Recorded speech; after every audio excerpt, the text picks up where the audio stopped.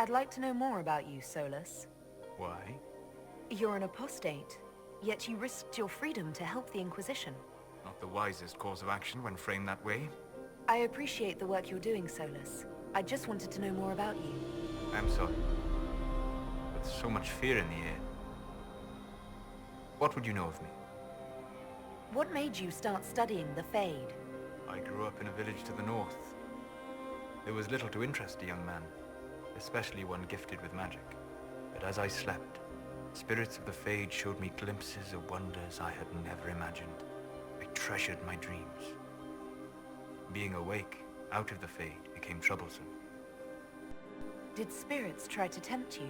No more than a brightly colored fruit is deliberately tempting you to eat it.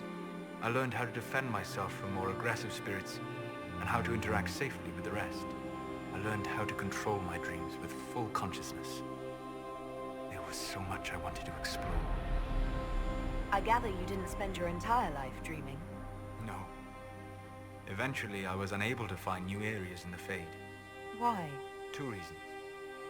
First, the Fade reflects the world around it. Unless I traveled, I would never find anything new. Second, the Fade reflects and is limited by our imaginations. To find interesting areas, one must be interesting.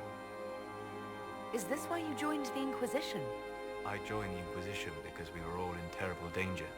If our enemies destroyed the world, I would have nowhere to lay my head while dreaming of the Fade. I wish you luck. Thank you. In truth, I've enjoyed experiencing more of life to find more of the Fade. How so?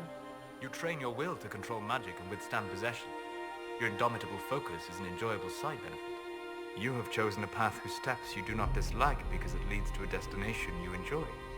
As have I. Indomitable focus? Presumably.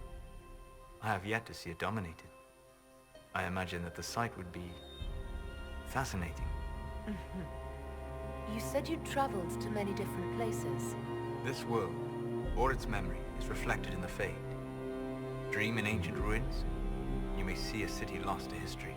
Some of my fondest memories were found in crumbling cities, long picked dry by treasure seekers, the best of the battlefields. Spirits press so tightly on the veil that you can slip across with but a thought. Any place in particular? I dreamt at Ostagar. I witnessed the brutality of the Darkspawn and the valor of the Ferelden warriors. I saw Alistair and the hero Ferelden light the signal fire, and Logain's infamous betrayal of Kaelin's forces. I've heard the stories.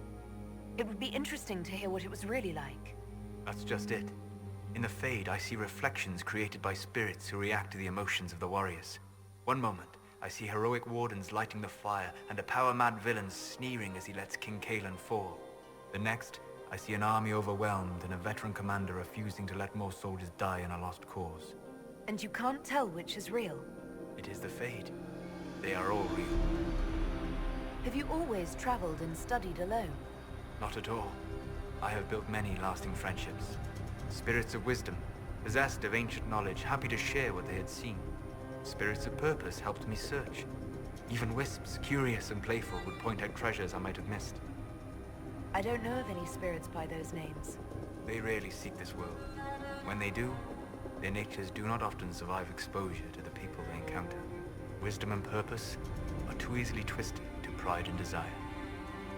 You're saying that you became friends with pride and desire demons? They were not demons for me. Meaning? The Fade reflects the minds of the living. If you expect a spirit of wisdom to be a pride demon, it will adapt.